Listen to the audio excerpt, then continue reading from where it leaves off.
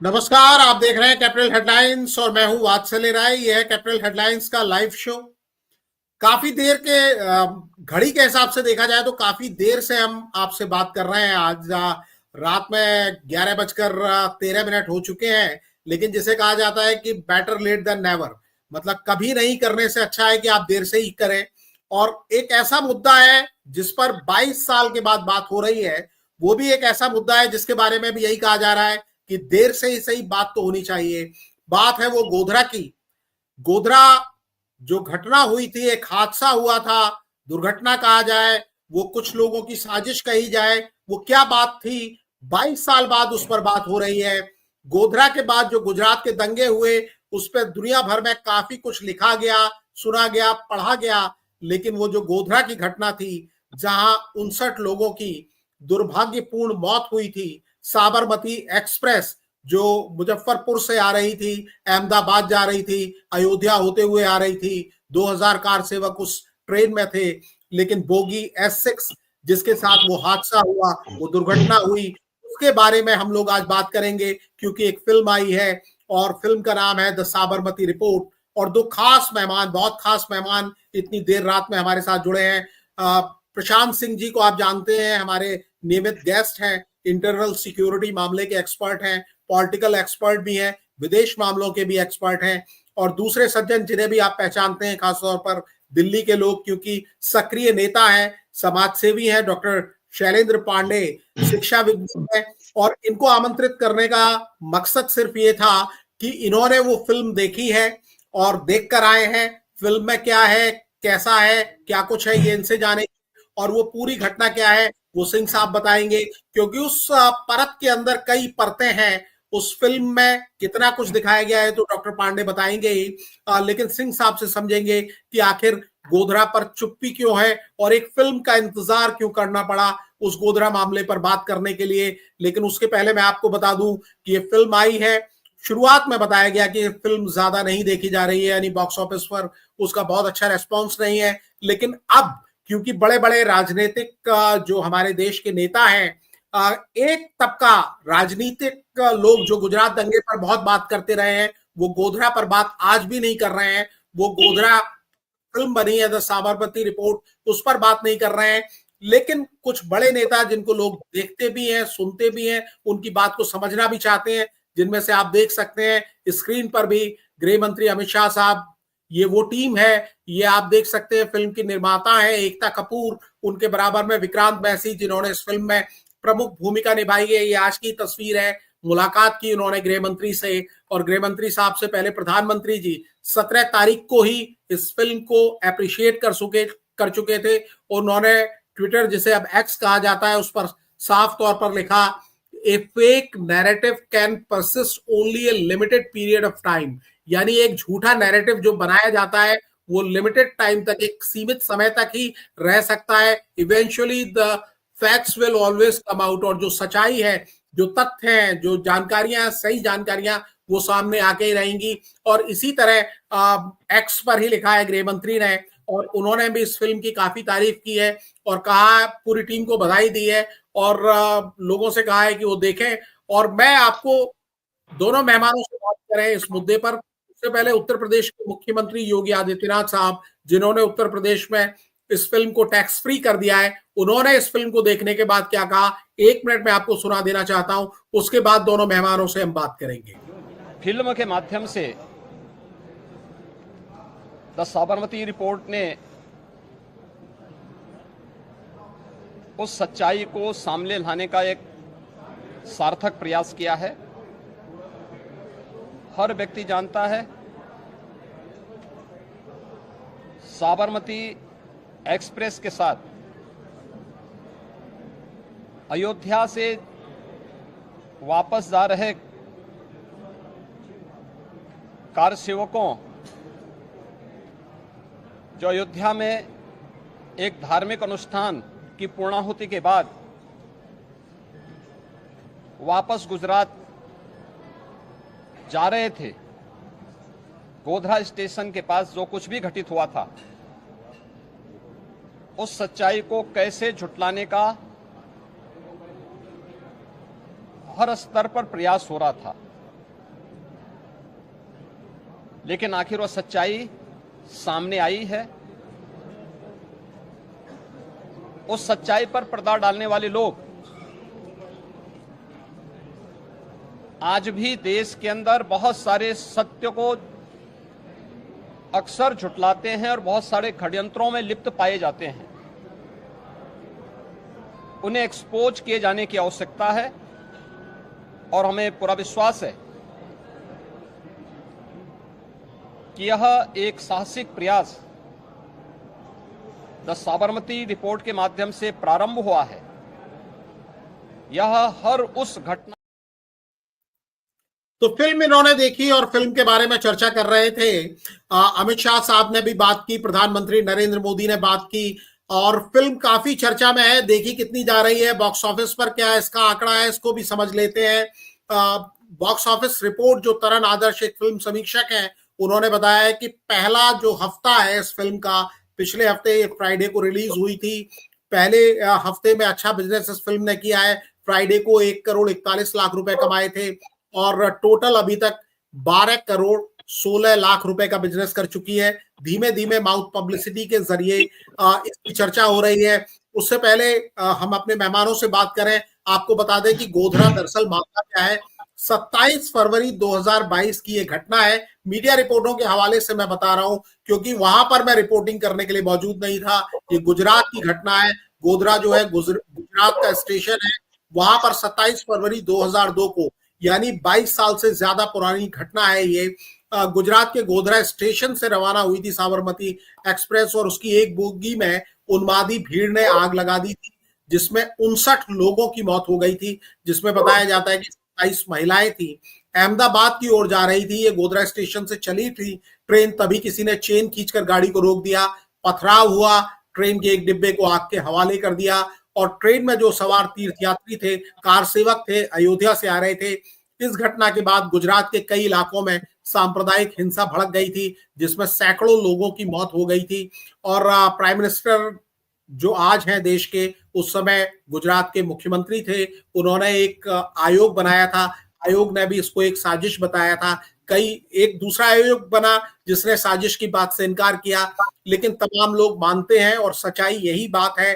कई लोगों का ऐसा दावा है कि वो पूरी एक साजिश थी, सोच समझ के उस घटना को किया गया था। और इस घटना के तुरंत बाद हिंसक दंगे पूरे गुजरात में भड़क उठे थे। गुजरात दंगों के बारे में जैसा मैंने कहा कि काफी बात की गई है, काफी लिखा गया है, लेकिन इस गोधरा की घटना पर और कई लोग दावा करते हैं कि अगर गोधरा नहीं होता तो शायद गुजरात में दंगे भी नहीं होते। 2005 में जब केंद्र में मनमोहन सिंह जी की सरकार थी, उसने राज्यसभा में जानकारी दी थी कि 254 हिंदुओं की मौत हुई थी उस दंगे में, 790 मुसलमानों की जान गई थी और 223 लोग लापता बताए गए थे। तो उस समय की ये घटना है जिस पर यह फिल्म बनी है, जिसका नाम है द साबरमती रिपोर्ट। देख कर आए हैं डॉक्टर शैलेंद्र पांडे, तो वहीं से शुरुआत करते हैं, उसके बाद सिंह साहब से इस घटना के दूसरे पहलुओं के बारे में बात करेंगे। तो पांडे जी, आपने देखा, आप एक सामाजिक व्यक्ति भी हैं, तो फिल्म में जो कुछ दिखाया गया, फिल्म की एक कहानी होती है, कई लोग उसको कह भी देते हैं, फिल्म बनाने वाले फिल्म मेकर, कि काल्पनिक कहानी है। क्या इस फिल्म के जो मेकर्स हैं वो भी इसको काल्पनिक बता रहे हैं? किस तरह से फिल्म में इस कहानी को पेश किया गया है? और आप जब थिएटर से बाहर निकले, योगी आदित्यनाथ साहब की बात हमने सुनाई और अमित शाह साहब ने क्या कहा, प्राइम मिनिस्टर ने क्या कहा, ये भी हमने दिखाया, आप खुद क्या कहेंगे? सबसे पहले आपके चैनल के माध्यम से सभी दर्शकों को प्रणाम करता हूं और साथ ही साथ जो फिल्म हम देख कर आए, फिल्म देखते समय मुझे ऐसा महसूस हुआ कि सच्चाई ज्यादा दिन तक छुप नहीं सकता है, झूठ का एक सीमा होता है।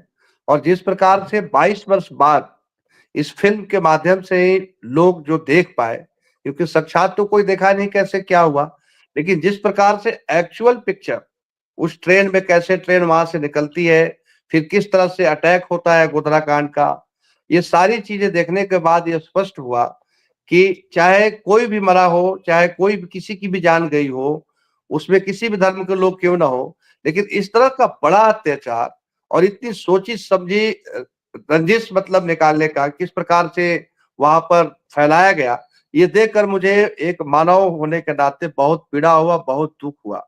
छोटे छोटे बच्चे जिस बेचारे को पता ही नहीं कि मैं कौन हूं, और वो भी इसके हादसे के शिकार हो गए। तो इस फिल्म को देखकर तो एक समय तो बहुत आंसू भी आया कि इस देश में किस प्रकार से लोग आतंक को फैलाकर किस प्रकार से लोगों की जान के साथ खिलवाड़ कर रहे हैं, ऐसा नहीं होना चाहिए था।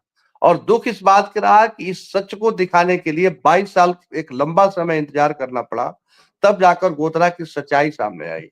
तो मैं इतना ही कहूंगा आपके चैनल के माध्यम से कि जो भी इसमें हीरो जो है, जो पत्रकार के रूप में सागर जी, जो जिस प्रकार से वो एक के चौथे स्तंभ की बात करते हैं, मैं धन्यवाद करता हूं चौथे स्तंभ का, कि जो बहुत सारे चौथे स्तंभ जो हमारे मीडिया के बंधु हैं, पत्रकार हैं, जो सच को उजागर करते हैं, लेकिन दुख उनके लिए हो रहा है जो इस प्रकार से मैनिपुलेट होकर किसी लालच में आकर झूठी खबर को रिपोर्ट करते हैं। ईटीवी जो दिखा रखा है, ईटीवी चैनल का, मैं बहुत दुख प्रकट करता हूं ऐसे चैनलों को जो झूठी दिखाते हैं।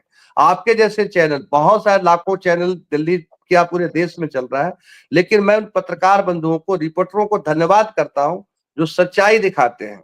लेकिन इस टाइप के कुछ ऐसे लालची चैनल वाले हैं जो अपनी इनकम करने के लिए लोगों को झूठा दिखाते हैं। जिस प्रकार से उस पिक्चर में दिखाया गया है कि एक हिंदी पत्रकारिता करने वाला, एक हिंदी रिपोर्टर को किस प्रकार से एक इंग्लिश रिपोर्टर हे दृष्टि से देखती है और इसके बाद उसको कहती है कि तुम्हें ये नहीं ऐसे करना है। लेकिन उस बेचारे को इस उन मासूम बच्चों का, उन महिलाओं का, उन बुजुर्गों का, जो 59 लोग मारे गए, उनके प्रति कितना संवेदना होता है कि वो अपनी जिंदगी को भी बर्बाद कर लेता है। दारू पीने लगता है, सिगरेट पीता है, उसको नौकरी से निकाल दिया जाता है धक्के मारकर, और किस किस तरह का प्रताड़ना वो सहता है। साथ ही साथ जो उसमें उस ईटीवी में बहुत सारे ऐसे लोग थे जो सच्चाई को जानते हुए भी बेचारे नौकरी न छूट जाए जिसके चलते, जैसे मिश्रा जी का वर्णन आता है, तो मिश्रा जी को कहते हुए सागर निकलते हैं कि ये सच्चाई एक दिन सामने आएगा, आप देखना, इसको संभाल कर रखना, ये सारे चोर हैं। इस तरह की भाषा को करते हुए उसको धक्के मारकर निकाल दिया जाता है सिक्योरिटी गार्ड को बुलाकर। तो इससे स्पष्ट होता है कि चौथा स्तंभ आज भी जिंदा है, कल भी जिंदा रहेगा, और सच्चे लोग नहीं होते तो धरती भी नहीं टिकती। तो उस पिक्चर को अगर हम वर्णन करते हैं, शुरुआत करते हैं, और लास्ट तक किस तरह से उसी में की जिसको आदर्श मानती है जो दूसरी पत्रकार है कि मैं आपका आदर्श मानकर ईटीवी ज्वाइन कर रही हूं, और उसको भी जब सच्चाई पता चलता है तो इस पत्रकार जो हिंदी का जो रिपोर्टर है उसकी सहारा लेती है। इसके बाद वो वहां पर गोधरा जाती है और लेकर साथ में वो बोलता है 50,000 रुपए लेंगे। बोलती है क्यों भाई, आप तो सच्चे। बोले कि ईटीवी एक छोटे से कमरे से स्टार्ट हुआ था, इतना बड़ा आलीशान हो गया, जब वो पैसा कमा सकता है तो मेरी भी फीस 50,000 दो।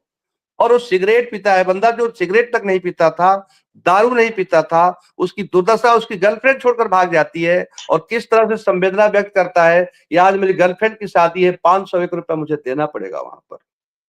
तो एक ऐसा भी चौथा स्तंभ का रिपोर्टर है जो अपनी गर्लफ्रेंड को छोड़ देता है, अपनी जिंदगी को बर्बाद कर लेता है, और इसके साथ साथ फिर सच के साथ देने के लिए दूसरे जो रिपोर्टर है उसी चैनल की, उसको लेकर गोधरा जाती है।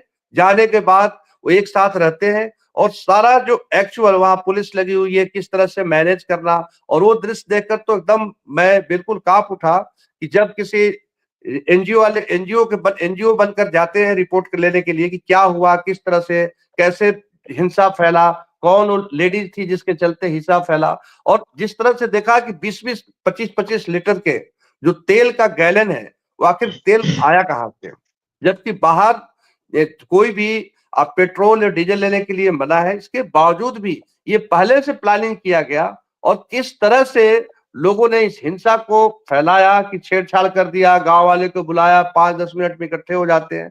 तो सारा घटनाक्रम देखकर और वो जलती हुई ट्रेन को देखते हुए, उसमें से जो पुलिस वाले निकाल रहे हैं, चीता निकाल रहे हैं, चीते पूरा वहां 59 लोगों की जान चली गई, कुछ चीख रहे हैं, चिल्ला रहे हैं, इंटरव्यू ले रहा है। और हद तो तब हो गया जब वो इंग्लिश की जो रिपोर्टर थी वो अपना चला रही है, तो इन्होंने कहा कि साहब मेरा भी एक रिपोर्ट देख लीजिएगा। उसको रिपोर्ट देखने के बावजूद भी जो ईटीवी के जो उसकी मैनेजिंग डायरेक्टर का है, जो टीम मैनेजमेंट का है, वो देखकर उस सच को छुपा दिया जाता है, और ईटीवी वाले अपने को फ्लैश करते हैं मैसेज की कि ये एक घटना था, इसमें सिगरेट पीने से हो गया, कुकिंग करने से, तो उसमें साबित कर रहा है जो सागर कि एक बात बताओ, उस बोगी में जाते हैं वहां पर और वो सारा साबित करता है कि एक सिगरेट पीता है तो बोलती है पत्रकार ये क्या कर रहे हो, तो रिपोर्टर को कहता है कि एक सिगरेट पीने से तुम्हें इतनी आपत्ति है, खचाखच ट्रेन में 6 बोगी में लोग बैठे हुए हैं, अगर इतने लोग सिगरेट पीते तो क्या कोई बोलने वाला नहीं था वहां पर। तो सिगरेट का बताया गया कि सिगरेट से हुआ। दूसरा कुकिंग गैस का एग्जांपल देता है कि क्या सभी लोग स्टोव लेकर गए थे, सब लोग खाना बना रहे थे वहां पर, तो ये सब कुछ उस तथ्य को साबित किया उसने।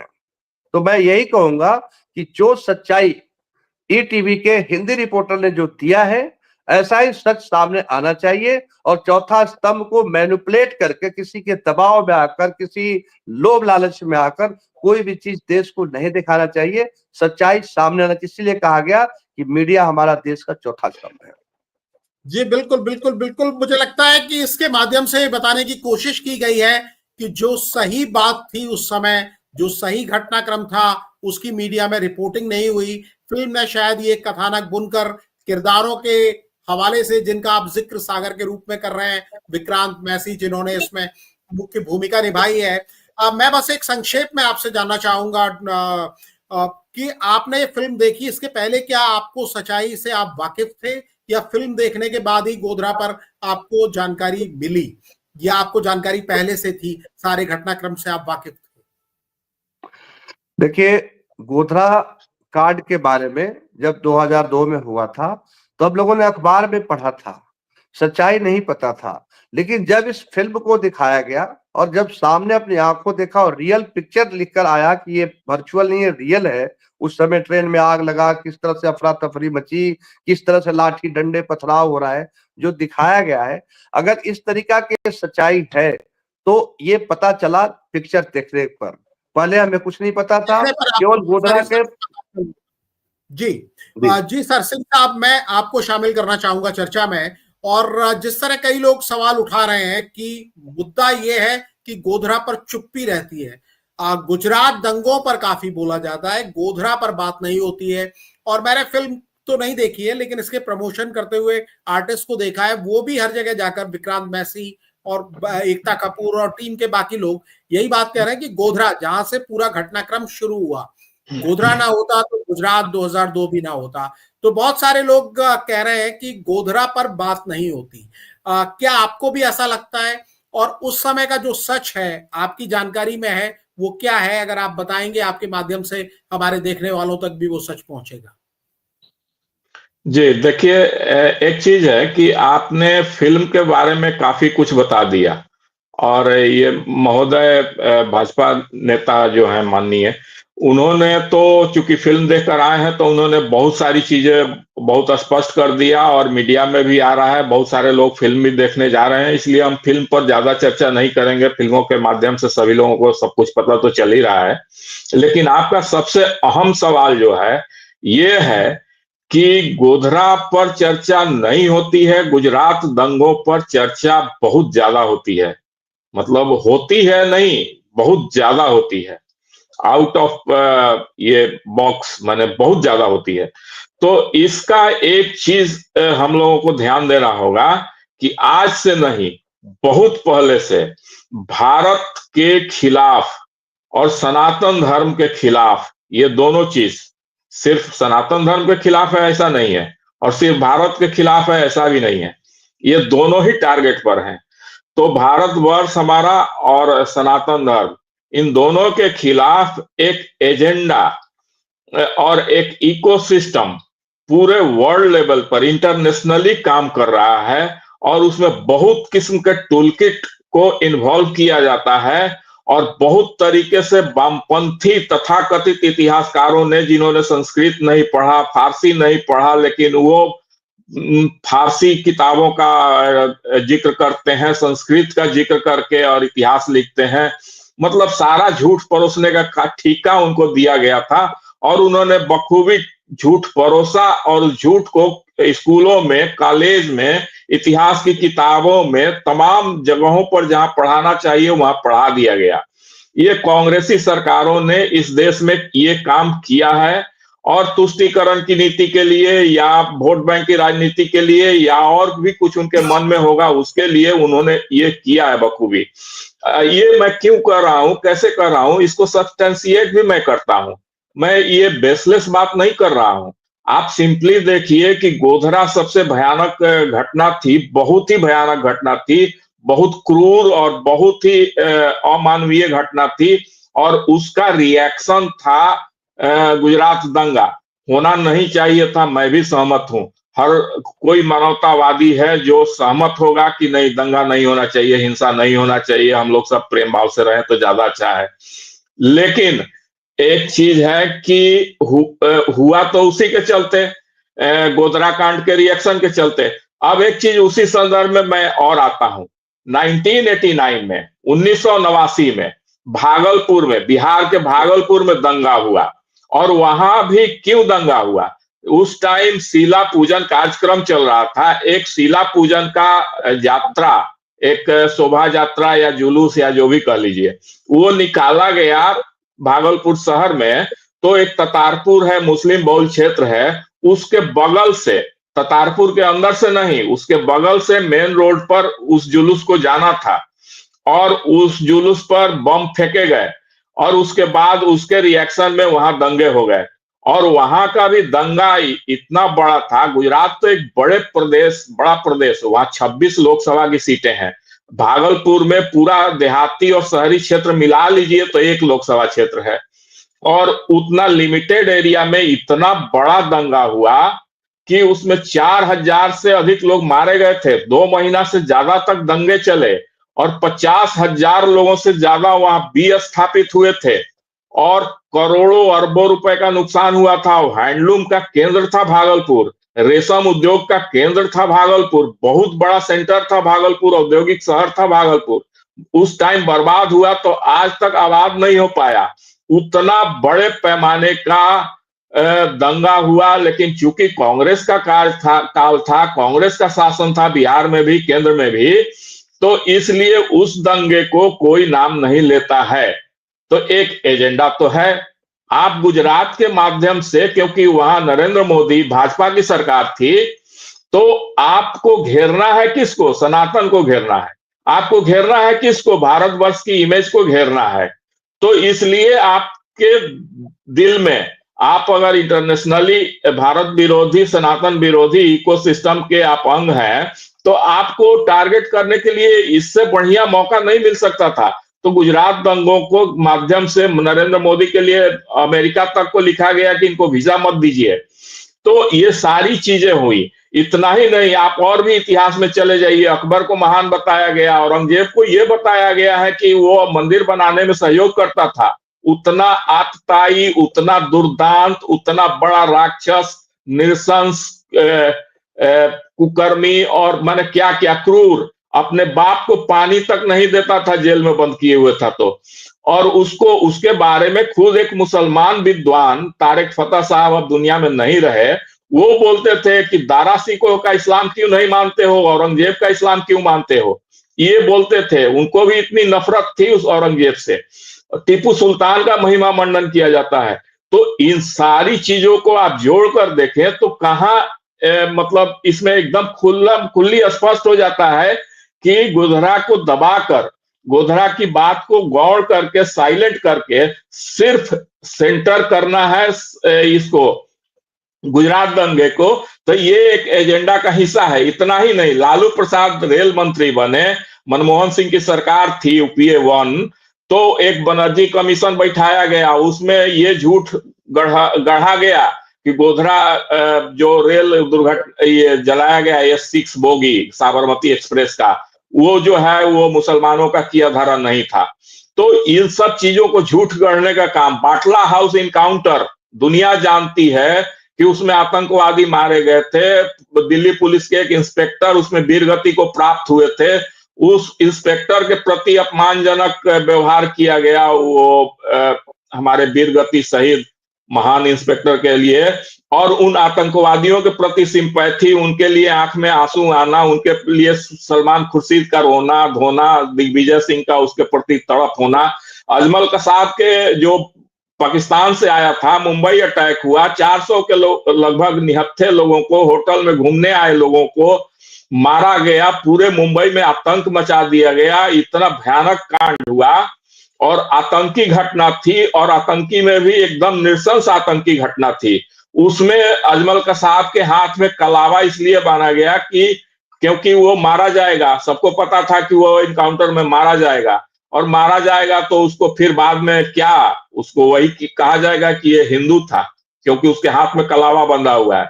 लेकिन वो तो भला हो तुकाराम जी का, वो महाराष्ट्र पुलिस के कांस्टेबल जो थे, हेड कांस्टेबल, उन्होंने उसको ऐसा जिंदा पकड़ लिया कि सारा पोल खुल गया। तो ये सारी एजेंडा जो इस देश में चल रहा है, ये सब चीजें चिंता का विषय है, और उसी एजेंडा का एक हिस्सा है कि गोधरा को गौड़ कर दीजिए, उसको दरी के नीचे, कारपेट के नीचे डाल दीजिए, और सिर्फ सेंटर्ड अपना केंद्र बनाइए गुजरात दंगा को, और उसी को लेकर सनातन को और भारतवर्ष की छवि को टारगेट कीजिए। ये चीजें हैं जी। जी, मैं ये भी आपसे समझना चाहूंगा कि ये एक फिल्म का इंतजार क्यों करना पड़ता है, क्योंकि एक सच है जिसे बताने के और भी जरिए हो सकते हैं, और 10 साल से केंद्र में प्रधानमंत्री नरेंद्र मोदी की सरकार है जो सारे सच से वाकिफ रहे हैं। तो इतना लंबा इंतजार क्यों, 22 साल का इंतजार क्यों? और ये फिल्म भी, आज प्राइम मिनिस्टर इसके बारे में एक्स पर लिखते हैं, यूपी के चीफ मिनिस्टर इसके बारे में बात करते हैं, गृह मंत्री बात करते हैं, उसके बाद एक लोगों के अंदर थोड़ी बहुत ललक पैदा होती है, जैसा मैंने दिखाया तरन आदर्श जो फिल्म समीक्षक और बिजनेस पर ध्यान देते हैं, कि उन्होंने दिखाया कि 12 करोड़ रुपए की कमाई की है। कश्मीर फाइल्स जैसी, केरला फाइल्स जैसी फिल्मों ने ज्यादा कमाई जरूर की थी। लेकिन अगर ये सच है तो क्या कोई ये सच को जानना चाहता है? क्या आप स्थिति देखते हैं जमीन पर? देखिए, 22 वर्ष का जो इंतजार है, या और भी जितनी बातें आपने कही, वो सारी बातें ये है, उसका ये विश्लेषण ये है कि देखिए, चौतरफा कोशिश होनी चाहिए साहित्य में, इतिहास में, हर एक साइड से, पत्रकारिता में, रिसर्च में, हर जगह, क्योंकि ये एक रिसर्च एक ऐसा विषय है, शोध है, जो आज तक, जैसे हमारे वेद, उपनिषद और भी बहुत सारी चीजें, पुराण, उन लोगों पर अभी जर्मनी, जापान, विश्व स्तर पर शोध होता है। तो शोध कार्य निरंतरता में होनी चाहिए, तो इन सब चीजों पर ये चलती रहनी चाहिए, और उसके लिए हर एक संसाधन को यूज किया जाना चाहिए। तो उसमें फिल्म भी एक जो है बहुत महत्वपूर्ण चीज है। फिल्मों के माध्यम से भी बहुत लोग किताब पढ़ने नहीं जाते हैं, लेकिन फिल्म देखने चले जाते हैं। उनको लगता है कि 2.5 घंटे में या 2 घंटे में हम बहुत कुछ वहां देखकर, पर्दे पर देखकर हम जान जाएंगे। अब उसके लिए बैठकर हम 3 घंटे किताब क्यों पढ़ेंगे? और किताबें की बातें मेरे दिमाग में घुसेंगी नहीं घुसेंगी, लेकिन फिल्में की बातें घुस जाती हैं। बहुत लोग फिल्में नहीं देखने जाते हैं, किताब पढ़कर उसको जान लेते हैं। तो हर व्यक्ति का टेस्ट अलग अलग होता है, इसलिए उसके टेस्ट के अनुसार आपको हर तरह से वो काम करना होगा कि सच्चाई लोगों तक आए। इसीलिए आप देखिए कि एक 2013 में ही जुलाई में एक यासीन भटकल इंडियन मुजाहिदीन, एक आतंकी संगठन जो बना था भारत में, उसका वो संस्थापक था, ओरिजिनेटर था, कर्नाटक का रहने वाला था। वो कई आतंकी घटनाएं कर चुका था, दिल्ली से लेकर बहुत जगहों तक। वो बेंगलोर में भी चिन्ना स्वामी स्टेडियम में बम विस्फोट कर चुका था, मुंबई में सीरियल ब्लास्ट कर चुका था, दिल्ली में हाई कोर्ट के गेट पर ब्लास्ट किया था, जिसमें बहुत सारे वकील, बहुत सारे क्लाइंट लोग मारे गए थे। जामा मस्जिद के पास शूट आउट किया था, जिसमें कोरिया के 7 लोग मारे गए थे, टूरिस्ट। और पटना में भी नरेंद्र मोदी जी का सभा हुआ था 2013 में 27 अक्टूबर को, उसमें विस्फोट हुआ था, 7 विस्फोट हुए, जिसमें 6 लोग मारे गए थे। तो हालांकि उसके अरेस्ट के बाद ये हुआ था, उसका जो खड़ा किया हुआ संगठन था उसी ने किया था। बोध गया महाबोधि मंदिर में हुआ था ब्लास्ट। तो ये सारी चीजें, तो उसका संस्थापक यासीन भटकल नेपाल सीमा पर लक्सौल में, पूर्वी चंपारण के जिला में 2013 में जुलाई में पकड़ा गया था। उस पर भी एक फिल्म बनी, क्योंकि उसमें भी बहुत सारी चीजें ऐसी थी इंडिया मोस्ट वांटेड उस फिल्म का नाम है। अर्जुन कपूर उसमें थे, ये मेन रोल में अर्जुन कपूर, हाँ, तो ये मेन रोल में थे। तो ये फिल्म बनी और फिल्म के माध्यम से वो पूरा बताया गया, क्योंकि उसमें भी अंदर की कहानी को सामने लाने का कोशिश किया गया। क्योंकि यासीन भटकल के बारे में जब पता चल गया सब एजेंसियों को, सुरक्षा एजेंसियों को भारत की, और जब उसको अरेस्ट करने की बात उठी, तो यहाँ का जो सेकुलर कीड़ा, जो सेकुलरिज्म का कीड़ा, उसको सेकुलरिज्म तो कहना मुनासिब नहीं होगा, लेकिन वो अपने आप को सेकुलरिज्म का चादर अपने शरीर पर डाले हुए हैं। एक्चुअली वो वोट बैंक तुष्टिकरण या इस तरह की कोई एजेंडा वाली राजनीति करते हैं। वो सेकुलरिज्म हो ही नहीं सकता है। एक आतंकवादी को पकड़ना और पकड़ने नहीं देना कि मुस्लिम वर्ग नाराज हो जाएगा, तो वो सेकुलरिज्म नहीं है। तो बहुत लोगों ने कोशिश किया था इस तरह की कि उसको नहीं पकड़ा जाए, या पकड़ा भी जाए तो हमारे क्षेत्र में ना पकड़ा जाए। इस तरह की कोशिशें हुई थी, तो वो सारी उस फिल्म के माध्यम से लोगों को बताई गई है बातें। तो ये एक जरिया है। हालांकि वो फिल्म भी बहुत ज्यादा नहीं चल पाई। ये दुर्भाग्य है हम लोगों का कि हम लोग इन सब चीजों के प्रति इतना संवेदनशील नहीं है कि उन सब चीजों को थोड़ा उत्साह के साथ देखें और जानें कि इस देश में क्या होता है, कैसे होता है। उस फिल्म का नाम मैं रिपीट करना चाहता हूं, इंडियाज मोस्ट वांटेड। वो उसमें अक्षरशः उसमें 99.9% सच्चाई है उस फिल्म में। सच्चाई पर आधारित वो फिल्म है। जो जो घटना जैसे जैसे हुई है वैसे वैसे उस घटना को पिक्चराइज किया गया है उस फिल्म में। जी, तो ये सारी चीजें हैं। जी, आगे मैं आपसे समझना ये चाह रहा था कि ये जो सच्चाई बताने की कोशिश है, ये सच्चाई सामने लाने का इरादा है, अच्छा इरादा है, लेकिन क्या लोग सच जानना चाहते हैं? क्या लोग जानना चाहते हैं कि उस घटना वो घटना क्या थी, सच क्या था, उससे सबक लिया जा सके? क्या इस तरह की चेतना, इस तरह की बातें आप देखना चाहते हैं? पांडे जी, आप कुछ कहना चाह रहे हैं? एक बार मैं सिंह साहब से समझ लेता हूं, ये सवाल पूरा हो जाए, उसके बाद मैं आपसे भी सुनूंगा। तो आपको क्या लगता है कि ये सच जानने में किसी की कोई दिलचस्पी आपको लगती है कि सच जानने में लोगों की दिलचस्पी है? ऐसा कोई फीडबैक मिलता है, ऐसी कोई फील आपको मिलती है? देखिए, ऐसा है ना कि हम लोग राजनीतिक रूप से एक अजीबोगरीब स्थिति में फंस गए हैं। हम लोग एक अलग अलग ढंग से, मैं देखता हूं कि कभी कभी इतना तेज गति से लोग झटका देते हैं कि नहीं नहीं एकदम जात के नाम पर जाना है। ये मैं मतदान के समय की बात बता रहा हूं। यहां तक कि मुझसे लोग एकदम लड़ पड़ते हैं कि नहीं नहीं एकदम जात के नाम पर जाना है वोट देने, छोड़ देना है राष्ट्रवाद, छोड़ देना है हमारे भारत वर्ष का हित, छोड़ देना है हमारे सनातन धर्म का हित की बात।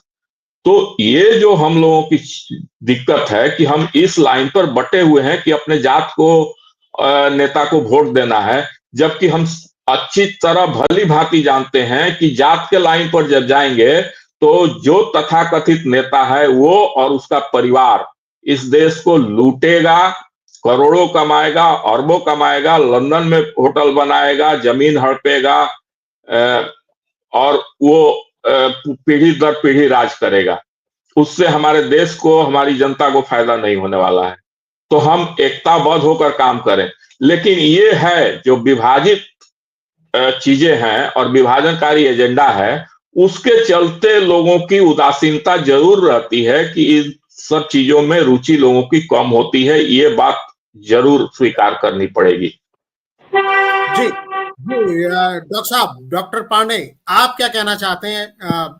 जी, मेरा तो यही कहना है कि हर हिंदुस्तानी को साबरमती पिक्चर देखना चाहिए, साबरमती रिपोर्ट देखना चाहिए, जिससे उसको सच्चाई, यथार्थ पता चले। और दुख इस बात की है कि इतना लंबे समय के बाद जो दिखाया गया, ये थोड़ा और पहले दिखा देना चाहिए था, जिससे इस पिक्चर को देखने के बाद जो घटनाएं जो घट रही है उसमें कुछ कमी आ सकता था। तो मेरा यही मानना है कि इस पिक्चर को और पहले दिखाना चाहिए था। अब क्या ऐसी चीजें थी जिसके चलते नहीं दिखाया गया?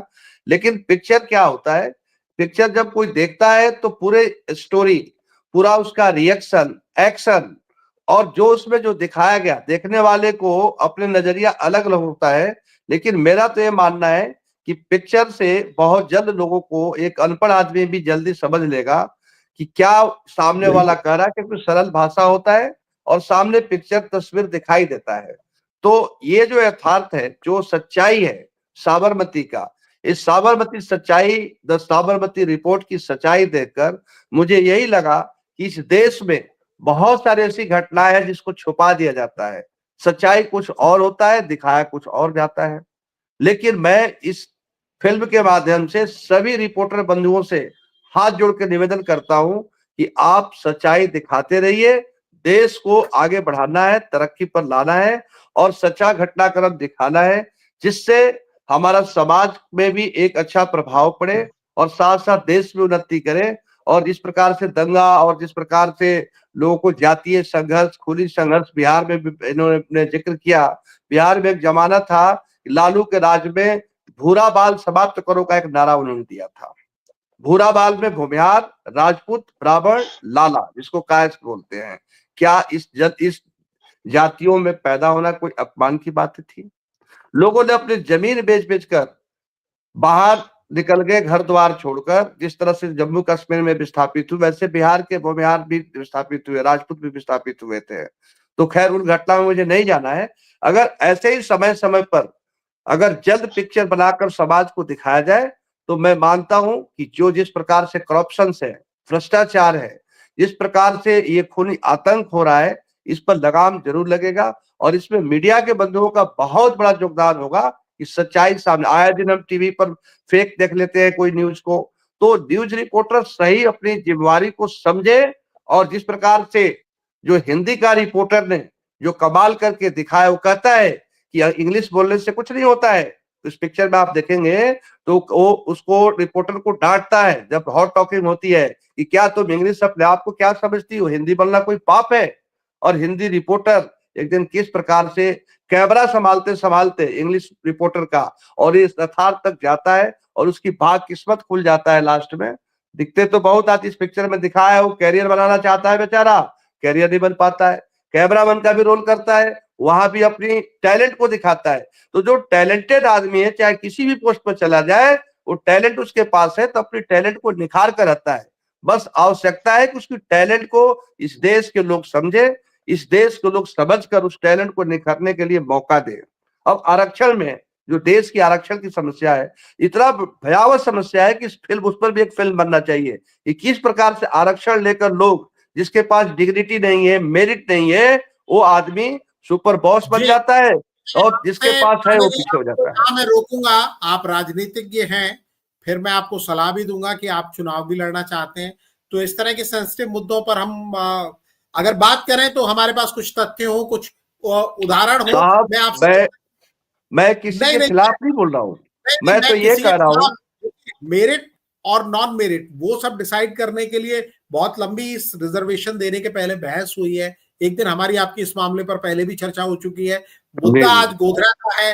गोधरा का सच, गोधरा का सच, जिस तरह से गोधरा का सच क्यों नहीं बात होती, क्या वोट बैंक नहीं सत्ता है इसलिए गोधरा पर चुप्पी रहती है। बेसिकली हम जानना आज ये चाह रहे हैं। किसी दिन आरक्षण के मुद्दे पर आपको आमंत्रित करेंगे, विस्तार के साथ आपसे बात करेंगे। सिंह साहब कुछ शायद कहना चाह रहे हैं, एक कंक्लूडिंग कमेंट इनका ले लेते हैं। आपने बहुत अच्छा इनपुट दिया, उसके लिए आपका बहुत शुक्रिया है पांडे जी। जी सिंह साहब। जी, मैं कह रहा हूं कि आपने भी एक सवाल उठाया और पांडे जी ने भी उठाया कि इसका समय थोड़ा सा विलंब से हुआ, लेकिन मैं इस संदर्भ में ये कहना चाहूंगा कि जब तक आप सक्षम नहीं हैं, आप सही समय का आपको इंतजार करना पड़ता है, क्योंकि आप चाहते हुए भी वो फिल्म पहले नहीं बना सकते थे। आपकी बाह मरोड़कर आपको रोक दिया जाएगा, आप नहीं बना सकते। आप चीन के बॉर्डर पर सड़क बनाने जाते थे 2014 से पहले, यहां तक कि मोदी जी के आने के बाद भी 2015 तक भी आप वहां सड़क बनाने जाते थे। चाइना की सेना आती थी, कहती थी कि सड़क नहीं बनाने देंगे, आपको अपने जगह में सड़क नहीं बनाने देता था। तो जब तक आपने, मोदी जी ने सबसे पहले काम क्या किया, 2014 में आते ही भारत को आर्थिक रूप से सक्षम बना देना है। इस लाइन पर इतनी तेजी से उन्होंने काम किया कि जैसे ही हमारी आर्थिक क्षमता बढ़ती चली गई, हमने जैसे ही सैन्य आधुनिकीकरण पर काम करना शुरू किया, सेना को मजबूत बनाना शुरू किया, सेना का मनोबल बढ़ाना शुरू किया, तो हमारी सेना वहां डट गई कि अब तो हमारे स्टॉक में लड़ने भर है हथियार, बेटा तुम आओ, तुम हमको सड़क बनाने से रोक कर दिखाओ। तो एक समय का आपको इंतजार करना पड़ता है। और उसके बाद सड़क क्या, हमने कम से कम 20 टनल बना दिए, 20 से अधिक टनल बना दिए, और एक एक टनल को बनाने में 30-30 हजार करोड़, 40-40 हजार करोड़, 50,000 करोड़ से ज्यादा रुपए खर्च हुए हैं। रेल पहुंचा दिया अरुणाचल के लास्ट तक, हमने ऑल वेदर रोड पहुंचा दिए चाइना के बॉर्डर तक। अब हम चाइना को किसी भी समय टेक ऑन कर सकते हैं कि तुम बेटा आ जाओ, अगर हिम्मत है तो आ जाओ, तुम हमसे निपट लो। तो आपको समय का इंतजार करना पड़ता है। एक उदाहरण मैंने ये दिया, दूसरा उदाहरण मैं एक और दे देता हूं। जब चाइना सक्षम हो गया तो 1989 में उसने सियानानमेन स्क्वायर में टैंक लगाकर अपने ही हजारों लोगों को उड़ा दिया, और दुनिया भर में कि कोई माई का लाल मानवाधिकार का हनन का सवाल चाइना पर नहीं उठा पाया, क्योंकि चाइना आर्थिक रूप से और सामरिक रूप से सक्षम था कि आपको हम देख लेंगे, आप मेरे खिलाफ आवाज उठाकर देख लीजिए। कुछ लोग मुझसे वात्सल्य जी सवाल उठाते हैं कि अभी नाक से ऊपर पानी बह गया, आतंकवादी घटनाएं ब्रिटेन में होने लगी, जर्मनी में होने लगी, अमेरिका परेशान हो रहा है, वहां भरते लोग जा रहे हैं।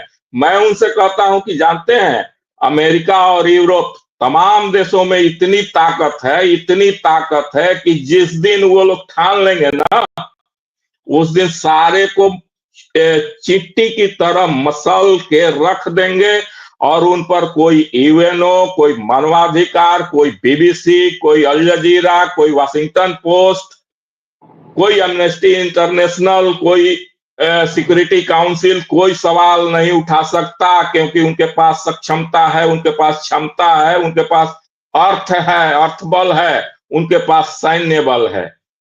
तो ये अर्थ बल और सैन्य बल में इतनी क्षमता होती है कि आप अपनी सुरक्षा कर सकते हैं। मैं सुरक्षा की बात कर रहा हूं, मैं किसी के प्रति आक्रामक नहीं होना चाहता हूं। मैं ये बात नहीं कर रहा हूं क्योंकि हमारा भारत ने कभी किसी पर आक्रमण नहीं किया है, लेकिन हम अपनी सुरक्षा की जब बात करते हैं तो हम अपने आप को सुरक्षा करने में भी, आत्मरक्षा करने में भी अपने आप को असमर्थ पाते हैं। और इसीलिए शायद यही कारण है, शायद ये अच्छी तरह हमारे मोदी जी के दिमाग में है। मैं स्पष्ट कहता हूं, मोदी जी ना मेरे रिश्तेदार हैं, ना मेरे जात के हैं, ना मेरे स्टेट के हैं। वो भारतवासी हैं, मैं भी भारतवासी हूं। वो राष्ट्रवादी हैं, मैं भी राष्ट्रवादी हूं। वो सनातनी है, मैं भी सनातनी हूं। बस इतना ही मतलब है। फिर भी मैं कहता हूं कि वो व्यक्ति शायद अच्छी तरह जानता है कि भारत को आर्थिक और सामरिक रूप से मजबूत बना देंगे, सारी समस्याओं का हम हल उसके बाद ही ढूंढ पाएंगे, ढूंढने में सक्षम होंगे, आत्मरक्षा और आंतरिक सुरक्षा को सुदृढ़ करने में सक्षम होंगे। ये चीज वो अच्छी तरह जानते हैं और इसी पर अमल कर रहे हैं। मैं लास्ट में यही चीज कहना था, मैंने कहा। जी, बहुत शुक्रिया सिंह साहब।